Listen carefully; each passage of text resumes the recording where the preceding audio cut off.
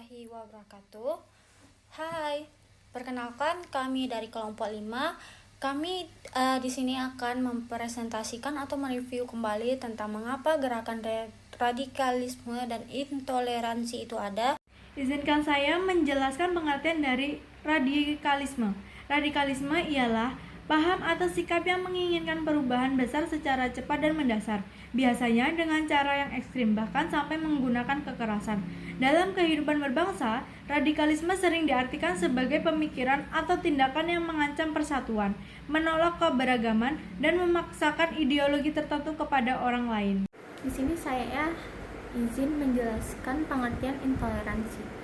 Intoleransi adalah sikap atau perilaku yang tidak mau menerima, menghargai, atau menghormati perbedaan, keyakinan, pendapat, atau kebiasaan orang lain yang berbeda dari dirinya. Intoleransi biasanya muncul di berbagai aspek kehidupan. Contohnya dalam agama, ras, suku, budaya, dan politik. Intinya, intoleransi itu ketidakmampuan atau keengganan seseorang untuk menerima perbedaan. Pertanyaan yang pertama, mengapa gerakan radikalisme dan intoleransi itu ada? Gerakan radikalisme dan intoleransi muncul akibat adanya sikap penolakan terhadap perbedaan, pemahaman ideologi ataupun agama yang sempit, serta pengaruh narasi provokatif melalui berbagai media, khususnya pada media sosial. Adapun faktor lain seperti ketidakpuasan terhadap kondisi sosial, ketidakadilan, lalu pencarian jati diri pada kalangan muda turut menjadi pemicu berkembangnya paham tersebut. Oke, di sini saya akan menjelaskan jawaban dari pertanyaan kedua, yaitu bagaimana gerakan mereka. Gerakan radikalisme dan intoleransi biasanya dilakukan secara bertahap, baik di dunia pendidikan maupun di luar kampus.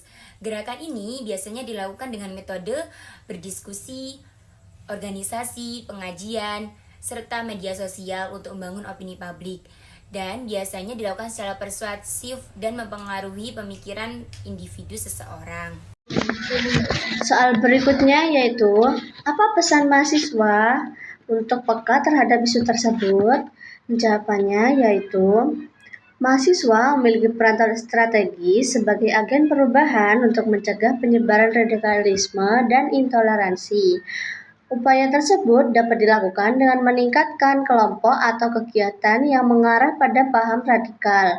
Selain itu, mahasiswa juga diharapkan mampu menjadi teladan dalam menyebarkan nilai toleransi dan persatuan, baik di lingkungan akademik maupun di masyarakat luas. Jadi di sini aku bakal ngejelasin kesimpulan dari yang teman-teman aku udah sampaikan tadi. Kesimpulan mengapa gerakan radikalisme dan intoleransi itu adalah ada beberapa, yaitu satu, pemahaman agama atau ideologi yang sempit dan eksklusif, dan yang kedua ada ketidakpuasan terhadap kondisi sosial, politik, atau ekonomi.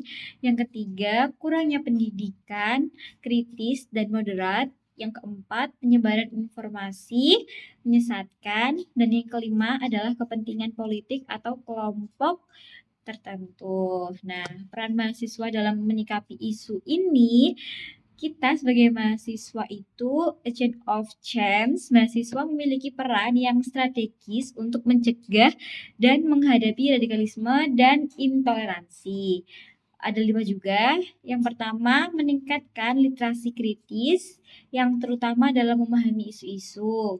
Yang kedua, menjadi teladan toleransi atau yang seperti menghargai perbedaan agama, suku, serta pandangan. Dan yang ketiga ada aktif berdialog dan berdiskusi secara sehat.